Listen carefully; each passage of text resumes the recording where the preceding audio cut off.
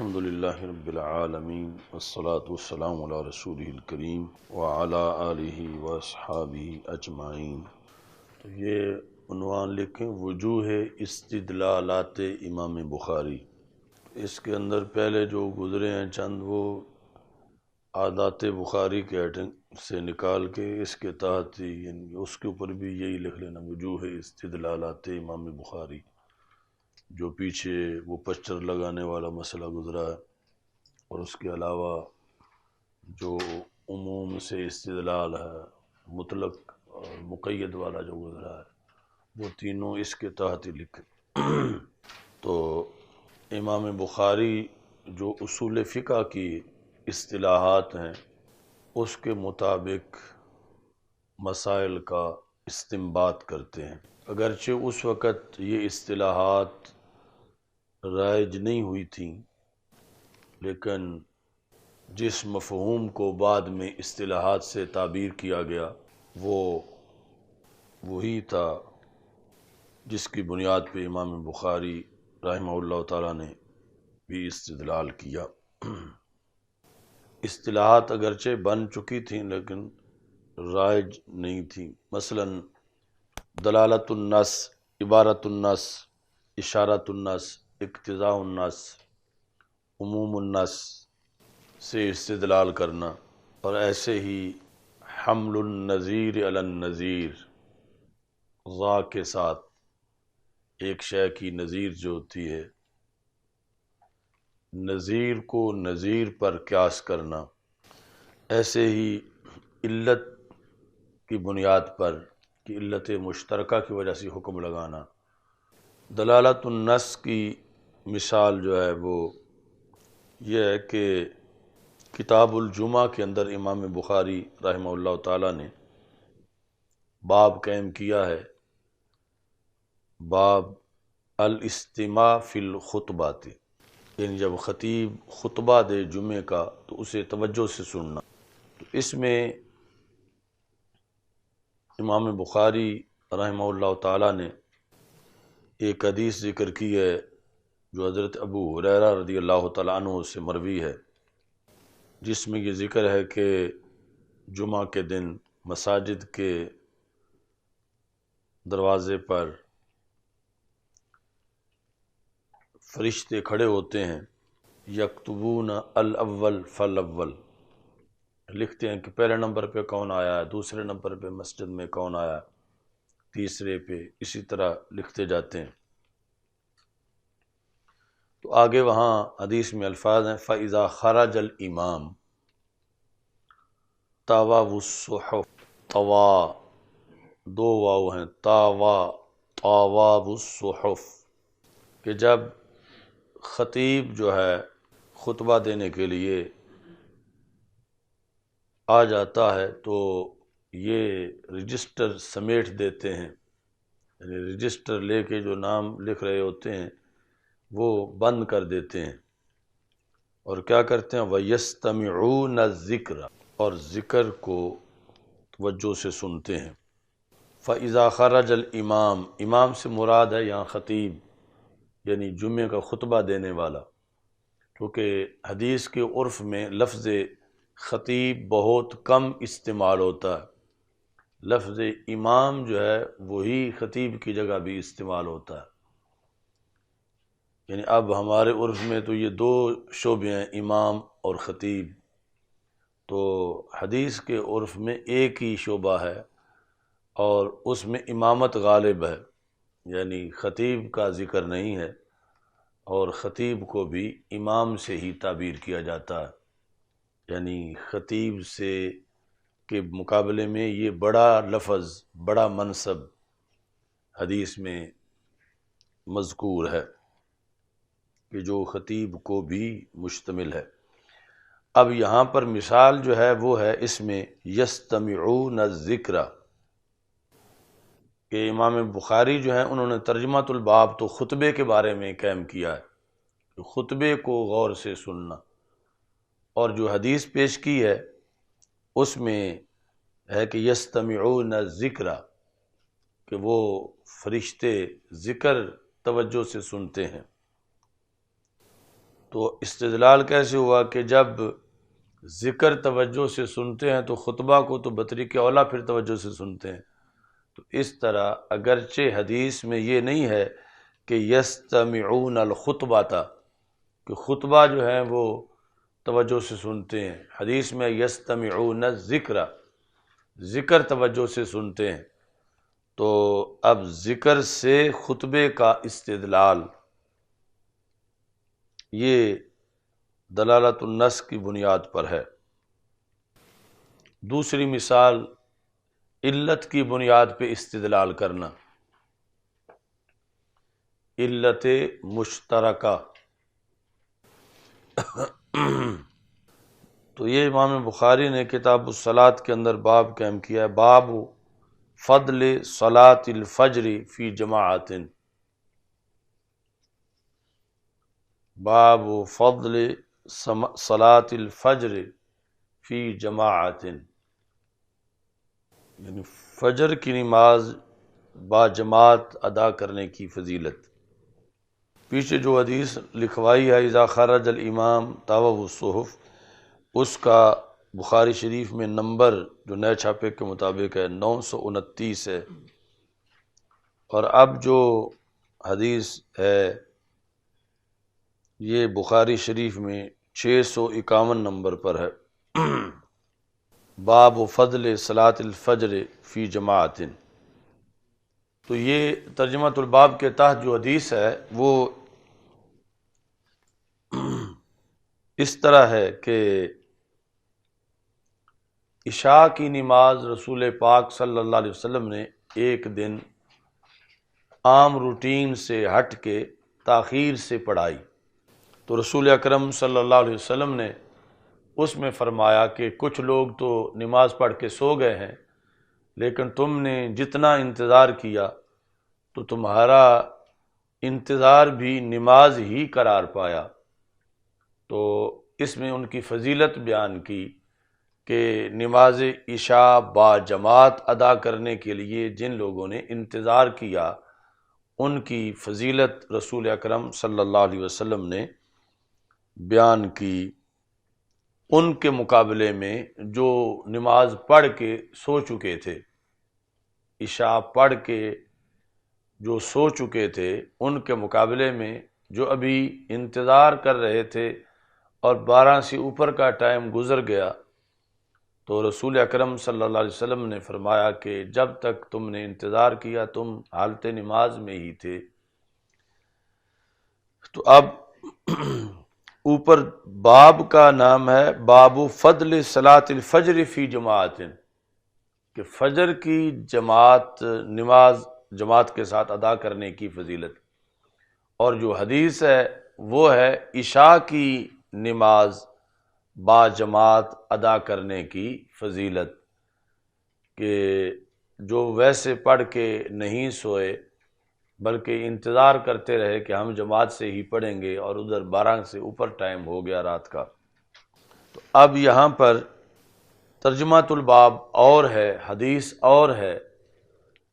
لیکن امام بخاری رحمہ اللہ تعالی نے علت کی بنیاد پر استدلال کیا ہے کہ نماز عشاء والی حدیث سے نماز فجر با جماعت ادا کرنے کی فضیلت ثابت کی ہے، علت کی بنیاد پر قیاس کیا ہے. علت کیا ہے؟ مشقت، کہ نماز عشاء کے لیے جو تاخیر کرتا ہے، یعنی انتظار کیا کہ رسول پاک صلی اللہ علیہ وسلم تشریف لائیں گے تو میں جماعت سے ہی پڑھوں گا، تو کئی گھنٹے انتظار کیا، تو یہاں مشقت کی بنیاد پہ اسے زیادہ ثواب ملا. یعنی عشاء کے فوراً بعد پڑھ لینا اس میں تھوڑی مشقت ہے، یعنی مغرب کے فوراً بعد پڑھ لینا، اور اتنا تاخیر کرنا یعنی اتنی دیر انتظار کرنا اس میں زیادہ مشقت ہے. تو اس مشقت کی علت پر فضیلت جب عشاء کی ہے تو وہی مشقت ادھر فجر میں بھی ہے. تو اس بنیاد پر جس نے فجر کی نماز با جماعت ادا کرنے کے لیے جد و جہد کی تو وہاں بھی مشقت پائی گئی، تو مشقت پر فضیلت کا حکم جب عشاء پہ لگا ہے تو اسی مشقت پر فضیلت کا حکم نماز فجر کی وجہ سے لگے گا۔ تو یہ علت مشترکہ کی بنیاد پر قیاس کرنا، جس طرح فقہا جو ہیں وہ شراب میں جو علت ہے اس کو دیکھتے ہیں کہ وہ بھنگ میں بھی پائی گئی ہے، تو یعنی نشہ آور ہونا، تو پھر جو شراب کی حرمت والا حکم ہے وہ بھنگ کے بھی اوپر لگا دیا علت مشترکہ کی بنیاد پر۔ تو ایسے ہی یعنی امام بخاری جو ہیں انہوں نے ان فقہی جو طرق ہیں استدلال کے انہیں اپنایا اور اس کے مطابق جو ہیں وہ ترجمۃ الباب قائم کر کے ان پر دلیلیں قائم کیں۔ اچھا جی، وجوہ استدلال کا اگلا نمبر یہ ہے کہ جس طرح مجتہدین عمومات سے استدلال کرتے ہیں، اسی طرح امام بخاری رحمہ اللہ تعالی مطلقات سے استدلال کرتے ہیں۔ اگلا وجوہ استدلالات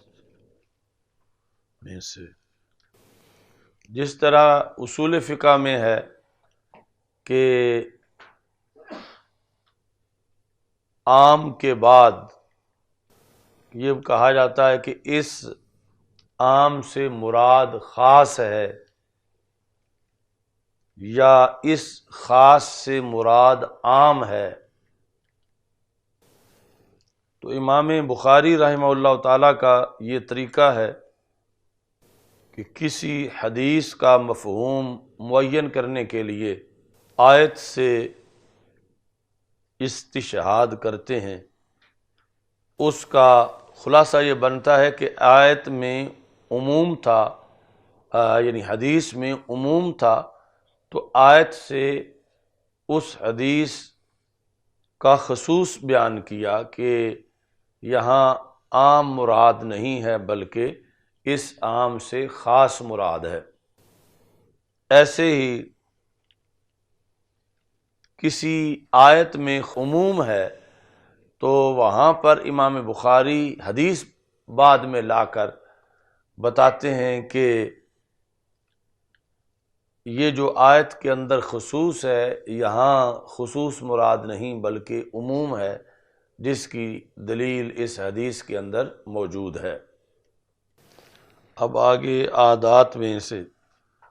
نمبر لکھ لیں کہ امام بخاری رحمہ اللہ تعالی ترجمۃ الباب میں ایسا لفظ استعمال کرتے ہیں جس کے کئی معنی ہیں،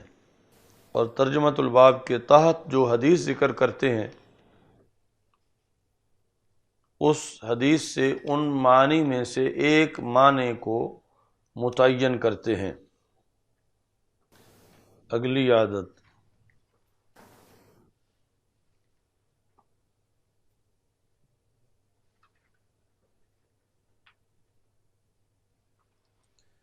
امام بخاری رحمہ اللہ تعالی کتب کے اندر ہر کتاب کی ما قبل والی کتاب سے مناسبت کا خیال رکھتے ہیں، یعنی ربط کیا ہے پہلی کتاب اور بعد والی کتاب میں۔ مثلا کتاب الوضو کے بعد کتاب الصلاۃ ہے،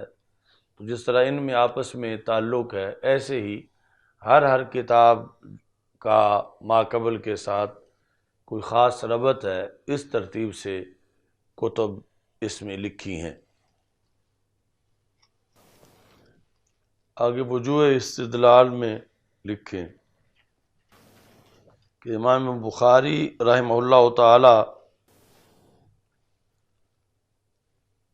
کئی مقامات پر استدلال میں قرآن و سنت سے استدلال کرتے ہوئے رسول اکرم صلی اللہ علیہ وسلم کی ظاہری حیات میں معاشرے میں جو عادات تھیں انہیں پیش نظر رکھتے ہیں۔ تو یہ جو استدلال اور اس کے علاوہ جو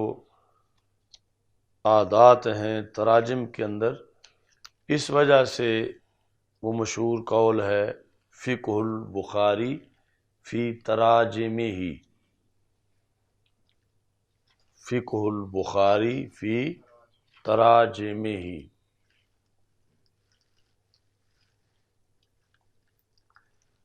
یہ ہدی الساری جو مقدمہ ہے فتح الباری کا، اس میں 14 صفحے پر یہ لکھا ہے۔ یعنی اگر کوئی آپ سے پوچھتا ہے کہ آپ نے بخاری شریف کی احادیث تو پڑھی ہیں، تو امام بخاری کی فقہ بھی کہیں پڑھی ہے؟ تو آپ کہ نہیں ہم نے تو صرف بخاری شریف پڑھی ہے، امام بخاری کی فقہ کی تو کوئی کتاب نہیں پڑھی۔ تو یعنی امام بخاری کے عادات اور یہ استدلالات، یہ سارا لکھوانے کا مطلب یہ ہے کہ بخاری شریف کے اندر ہی امام بخاری کی فقہ ہے، اور وہ فقہ ترجمۃ الباب کی شکل میں ہے۔ یعنی ترجمۃ الباب کے تحت جو کچھ لکھا اور آگے جو احادیث، یہ سب کچھ ملا کے یعنی امام بخاری کی ایک تو حدیث کی شرح بنتی ہے، اور دوسرا فقہ الحدیث، کہ امام بخاری رحمۃ اللہ علیہ نے صرف حدیث کو جمع کرنے کا کام نہیں کیا، بلکہ استدلال بھی اس سے کیا اور اس سے فقہ بھی تیار کی۔ اگرچہ فقہ اس درجے کی نہیں ہے کہ اس کو فقہ ابی حنیفہ کے مقابلے میں رکھا جائے، لیکن عام محدثین کے مقابلے میں آپ نے صرف حدیث کی تدوین کا ہی کام نہیں کیا، تخریج کا ہی کام نہیں کیا، بلکہ اس سے مسائل کو بھی ثابت کیا ہے، اور وہ مسائل ترجمۃ الباب میں لکھے ہیں اور ساتھ حدیث کو بطور دلیل لکھا ہے۔ اچھا، اس کے بعد یہ ہے کہ احادیث نبویہ کے راویوں کی جو بحث ہے، اس کے بنیادی طور پر 6 ستون ہیں۔ یعنی لاکھوں احادیث جس وقت ان پہ بحث کی جاتی ہے تو یہ سمٹ کے اوپر رجال ستہ تک پہنچتی ہے، اور ان کے حالات جانے بغیر اور ان کے تلامذہ کو جانے بغیر کبھی بھی اسماء الرجال کی بحث نہیں کی جا سکتی۔ الرجال الستہ جب کہا جاتا ہے تو اس سے مراد یہ سیاہ ستہ کے مصنف نہیں ہوتے، بلکہ وہ بنیادی راوی ہیں کہ جو مدار ہیں حدیث کا، اور ان 6 میں ان مصنفین سیاستہ میں سے کوئی بھی نہیں ہے، بلکہ وہ ان سے پہلے کے امام ہیں جن کو الرجال الستہ کہا جاتا ہے، الرجال الستہ للحدیث۔ ان میں پہلے ہیں مدینہ منورہ میں امام زہری،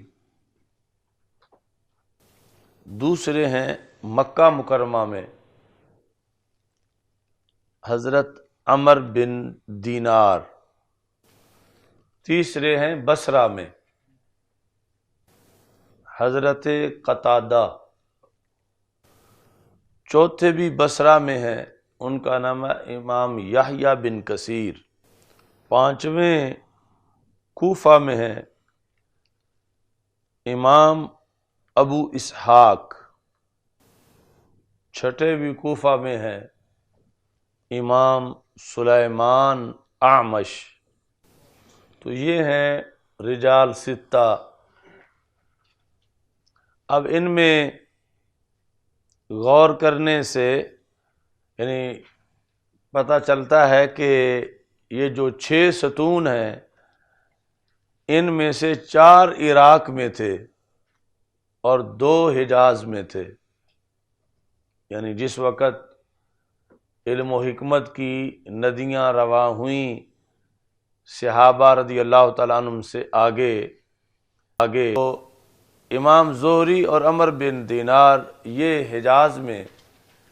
اور باقی 4 جو ہیں وہ عراق کی سرزمین کے ساتھ، 2 کوفہ میں 2 بصرہ میں۔ تو اس بنیاد پر بھی یعنی جس طرح سمجھا جاتا ہے بلکہ حقیقت ہے کہ فقہ کے لحاظ سے عراق کی سرزمین کا بنیادی کردار ہے، تو ایسے ہی علم حدیث میں بھی عراق کی سرزمین کا بنیادی کردار ہے کہ حجاز مقدس کے بعد یعنی 4 جو رجال ستہ میں سے ہیں ان کا تعلق عراق کی سرزمین کے ساتھ ہے۔ تو اس بنیاد پر یعنی عراق کو مہد الاولیاء، روضۃ الصالحین اور عقل العرب جیسے القاب سے یاد کیا جاتا ہے۔ عقل العرب، مہد الاولیاء اور روضۃ الصالحین، یعنی سب سے بڑے قاری جن کی قرات پر آج دنیا میں قرآن پڑھا جاتا ہے وہ بھی عراق کے ہیں۔ سب سے بڑے فقیہ امام اعظم ابو حنیفہ عراق کے ہیں۔ اس طرح رجال ستہ میں سے جو 4 بڑے محدث ہیں وہ عراق کے ہیں۔ ایسے ہی صرف و نحو ساری جو ہے وہ کوفہ بصرہ کے گرد گھومتی رہتی ہے کہ یہ کوفیوں نے کہا، یہ بصریوں نے کہا۔ ایسے ہی تصوف جو ہے اس کی چشمے بھی عراق سے پھوٹے،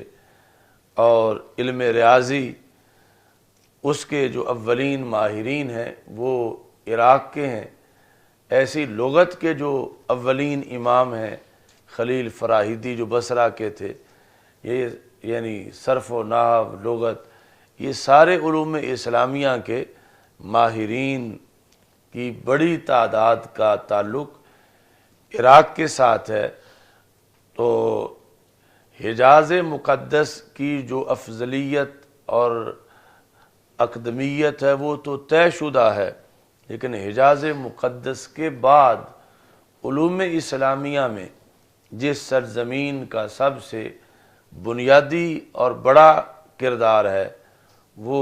عراق کی سرزمین ہے، اور بالخصوص یعنی عراق سے مراد عراق العرب، چونکہ آگے عراق کی 2 قسمیں ہیں۔ جو پرانا جغرافیہ ہے اس میں ایران کا ذکر نہیں، اس میں صرف عراق کا ذکر ہے۔ تو عراق یعنی پرانے جغرافیے کے مطابق ایران کو بھی عراق کہا جاتا تھا، لیکن عراق کی 2 قسمیں تھیں، ایک عراق العرب، دوسرا عراق العجم۔ تو ایران کو عراق العجم کہا جاتا تھا، جبکہ جسے آج بھی عراق کہا جاتا ہے اسے عراق العرب کہا جاتا تھا۔ تو یہ عراق العرب جو ہے یعنی خصوصی طور پر زرخیز زمین علم و فکر کے لحاظ سے اس کی ہوئی، اور پھر باقی عراق العجم میں بھی بڑی بڑی شخصیات پیدا ہوئیں اور سلسلہ آگے چلا۔ مثلا کتاب سیبویہ جو ہے وہ عراق العجم کے حصے میں آئی، اور اسی طرح حضرت غوث پاک رضی اللہ تعالی عنہ آپ بھی عراق العجم کے حصے میں ولادت کے لحاظ سے ہیں، اور پھر عراق العرب میں آپ تشریف لے گئے، اور آج وہیں باب الشیخ بغداد شریف میں آپ کا فیض جاری ہے۔ تو یہ جو رجال ستہ ہیں ان کے مزید احوال جو ہیں وہ اگلے سبق میں انشاءاللہ بیان کریں گے۔ تو ان کے علاوہ اور ان کے بعد وہ ہیں امام ابن جریج جن کی تاریخ وفات 150 ہجری ہے۔ انہوں نے مکہ مکرمہ میں حدیث کی خدمت کی اور کتابی شکل میں حدیث کو جمع کیا، اور اسی عہد میں مدینہ منورہ میں امام مالک اور ابن اسحاق انہوں نے علم حدیث کا پرچم بلند رکھا۔ ابن اسحاق کی تاریخ وفات 151 یعنی 52 ہجری ہے، اور امام مالک رحمۃ اللہ علیہ کی 179 ہجری ہے۔ اس دوسری صدی ہجری کے اندر یعنی ان ائمہ کے ساتھ بصرہ میں ربیع بن صبیح، جس طرح ربیع الاول ہوتا ہے، ربیع بن صبیح، جن کی تاریخ وفات جو ہے وہ 160 ہجری ہے، انہوں نے علم حدیث کی خدمت کی۔ اور اسی عہد میں کوفہ کے اندر حضرت سفیان ثوری، جن کی تاریخ وفات 161 ہجری ہے، اور شام میں امام اوزاعی، جن کی تاریخ وفات 156 ہجری ہے، یمن میں امام معمر، جن کی تاریخ وفات 153 ہجری ہے، خراسان میں حضرت عبداللہ بن مبارک، جن کی تاریخ وفات 181 ہجری ہے۔ تو یہ ایک موٹا اندازہ کہ صحابہ رضی اللہ تعالی عنہم کے بعد یعنی روایت حدیث کے لحاظ سے یہ بڑے 6 نام ہیں، اور ان کے بعد پھر دوسرا طبقہ جو ہے وہ یعنی دوسری صدی ہجری کا، ان کے یہ چند نام جو ہیں ذکر کیے گئے ہیں۔ اور دوسری صدی ہجری کے اندر جو کتابیں لکھی گئیں حدیث شریف میں، وہ بڑی کتابیں 4 ہیں: موطا امام مالک، مصنف لیث بن سعد، اور مصنف سفیان بن عیینہ، مسند الامام الشافعی۔ امام مالک کی تاریخ وفات 179، لیث بن سعد کی 175، سفیان بن عیینہ کی 198، اور امام شافعی کی 204۔ تو یہ یعنی تدریجاً سلسلہ بڑھتا گیا ضرورت کے پیش نظر، یعنی عہد صحابہ رضی اللہ تعالی عنہ کے اندر کوئی تفصیلاً کتابیں یوں نہیں تھیں جلدوں میں، کتاب عمر بن حزم یا اس طرح کے جو مجموعے تھے وہ چند صفحے تھے جو لکھ کے کہیں بھیجے گئے۔ تو اس کے بعد پھر کام آگے وقت کے تقاضے کے مطابق تفصیلاً ہوتا گیا، یہاں تک کہ پھر یہ 4 کتابیں مستند مشہور ہوئیں۔ پھر آگے تیسری صدی ہجری کے اندر آ کے پھر یہ سیاستہ اور دیگر کتابیں جو ہیں وہ معرض وجود میں آئیں تیسری صدی ہجری کے اندر۔ تیسری صدی ہجری کی جو کتابیں ہیں ان میں سیاستہ کے علاوہ، کیونکہ سیاستہ یہ 6 کی 6 ہی تیسری صدی ہجری کے ائمہ کا کام ہے، جن میں امام بخاری 256 ہجری میں فوت ہوئے، امام مسلم 261 میں، امام ابو داؤد 275 میں، امام ترمذی 279 میں، اور امام نسائی 303 میں، ابن ماجہ 273 میں۔ تو یہ مجموعی طور پر یعنی سارے ایک بہت معیاری بنیاد امت کو عطا کرنے والے یہ تیسری صدی ہجری کے اندر تھے حدیث کے امام۔ تو ویسے یعنی تحریکیں چلتی ہیں تو دن بدن سمٹتی ہیں، تو رسول اکرم صلی اللہ علیہ وسلم نے جس انقلاب کی بنیاد رکھی اور علم و حکمت کے جو چشمے جاری کیے، تو وہ مرور زمانہ کے ساتھ پھیلتے چلے گئے، یعنی پہلے محدود چند کتابیں تھیں، پھر اس کے اگلی صدی جب شروع ہوئی تیسری، تو تیسری صدی میں سیاستہ اور اس کے علاوہ بھی بہت سی کتابیں حدیث کی لکھی گئیں۔ سیاستہ کے علاوہ جو تھیں ان میں مسند امام احمد بن حنبل، آپ کی تاریخ وفات 241 ہے، مسند اسحاق بن راہوے، جس طرح سیبویہ، آپ کی تاریخ وفات 273 ہجری تھی، مسند عبد بن حمید، آپ کی تاریخ وفات 249 تھی، مسند دارمی، آپ کی تاریخ وفات 255 تھی، مسند قرطبی، آپ کی تاریخ وفات 271 تھی، اور مسند ابی یعلا، آپ کی تاریخ وفات 307 ہجری تھی، اور تہذیب الآثار ابن جریر طبری کی، جن کی تاریخ وفات 310 تھی۔ تو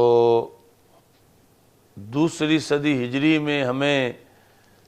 جو مین بڑی کتابیں نظر آتی ہیں وہ 4 ہیں، اگرچہ ان کے علاوہ چھوٹی چھوٹی اور بھی ہیں، لیکن یہ قابل ذکر موطا امام مالک، مصنف لیث بن سعد، مصنف سفیان بن عیینہ اور مسند الامام شافعی۔ لیکن آگے جا کر تیسری صدی ہجری میں پھر اس سے تفصیلی کام ہوا، اور مجموعی طور پر سیاستہ سمیت 13 بڑی کتابیں جو ہیں وہ معرض وجود میں آئیں۔ تو اب مرتبے اور مقام کے لحاظ سے پہلے بڑے ہیں، یعنی ان سب سے جنہوں نے کتابیں لکھی، صحابہ کرام رضی اللہ تعالی عنہم کا کردار کہیں بڑا ہے، اگرچہ کوئی کتاب نظر نہیں آتی، لیکن یہ ہے کہ اس وقت کانت قلوبہم صنادیق علومہم، ان کے دل ہی علم کے صندوق تھے، یعنی اس وقت کتاب کی ضرورت نہیں تھی، یہ نہیں کہ ضرورت پڑی رہی اور وہ کام نہیں کر سکے، اس وقت اور طرز کی خدمت کی جا رہی تھی۔ تو جس وقت کتاب کی پھر ضرورت پڑی تو پھر آگے ان چیزوں کی طرف توجہ کی گئی، اور پھر یہ ترتیب ہے۔ لیکن یہ جو کتاب کی سلطنت ہے، اس میں مطلقاً جو پہلا نام ہے وہ امام اعظم ابو حنیفہ رحمہ اللہ تعالیٰ کا ہے، یعنی سب سے پہلے تدوین شریعت کا کام امام اعظم ابو حنیفہ نے کیا۔ امام مالک کا نام بھی امام اعظم کے بعد آتا ہے، اس واسطے امام اعظم ابو حنیفہ کے بارے میں یہ کہا جاتا ہے ابو حنیفہ تا اول من دون علم ہذہ الشریعہ، کہ سب سے پہلے جس شخص نے اس شریعت کے علم کو مدون کیا وہ امام ابو حنیفہ ہیں۔ علم شریعت کو، ایک تھا محض روایت حدیث، علم شریعت کو جس نے سب سے پہلے مدون کیا وہ امام اعظم ابو حنیفہ ہیں۔ کیسے مدون کیا؟ فی ابواب مبوبہ و کتب مرتبہ، ابواب اور کتب کی شکل میں، ابواب اور کتب کی شکل میں، یہ ساتھ قید ہے۔ یعنی ویسے تو حدیث کے ذخیرے موجود تھے مجموعے چند، لیکن یہ ترتیب کہ یہ کتاب الصلاۃ ہے، یہ کتاب الزکوٰۃ ہے، یہ کتاب الصوم ہے، یہ کتاب الحج ہے، یہ ترتیب اور اس ترتیب کے اندر علوم شریعت کی تدوین یہ سب سے پہلے امام اعظم ابو حنیفہ نے کی۔ یہاں تک کہ موطا امام مالک کی جو ترتیب ہے وہ بھی امام ابو حنیفہ رحمۃ اللہ علیہ کی ترتیب سے ماخوذ ہے، یعنی حدیث کی جو پہلی بڑی کتاب شمار کی جاتی ہے ایک لحاظ سے موطا امام مالک، تو اس کی ترتیب کا طریقہ بھی امام اعظم ابو حنیفہ کی اقتداء کے اندر ہے، تقلید کے اندر ہے۔ یہ جو طریقہ امام اعظم ابو حنیفہ نے فقہ کے اندر اپنایا علوم شریعت کو مدون کرنے کا، تو امام مالک رحمۃ اللہ علیہ نے وہی طریقہ موطا امام مالک کے اندر اس طریقے کو اختیار کیا۔ تو یہ اچھی طرح یعنی ان کے ائمہ کے نام اور ساتھ ہی جو تاریخ وفات لکھوائی ہے یہ یاد کرنی ہے، اور اس کے ذریعے سے آپ کو اندازہ ہوگا، کوئی بھی کتاب جب آپ حدیث کی مطالعہ کریں گے تو پھر آپ کو جب یہ ناموں میں سے کوئی نام آئیں گے تو آپ کو اندازہ ہوگا کہ یہ کس زمانے کی بات ہو رہی ہے اور کس زمانے کے لحاظ سے اس حدیث کو سمجھنا چاہیے کہ اس کو مدون کیا گیا، اور پھر اوپر کون سے استاد ہو سکتے ہیں اور پھر آگے کون سے شاگرد ہو سکتے ہیں۔ تو یہ یعنی سارے اصول حدیث رجال کے لحاظ سے یہ خلاصہ ہے، اور اس میں خلاصہ وہ 6 نام ہیں رجال الستہ جن کو کہا جاتا ہے۔ چلو الحمدللہ رب العالمین والعاقبۃ للمتقین والصلاة والسلام علی رسولہ الکریم، استغفر اللہ لا الہ الا اللہ وحدہ لا شریک لہ، لہ الملک ولہ الحمد وہو علی کل شیء قدیر۔ اللہم انا نعوذ بک من زوال نعمتک وتحول عافیتک وفجاءة نقمتک وجمیع سخطک، عذب الباس رب الناس، اذهب بأسی رب الناس، واشفنی وانت الشافی شفاء لا یغادر سقما۔ اللہم ارحم موتانا واشف مرضانا وبارک لنا فی جمیع الامور، وصلی اللہ تعالی علی حبیبی خیر خلقی سیدنا مولانا محمد وآلہ وسلم۔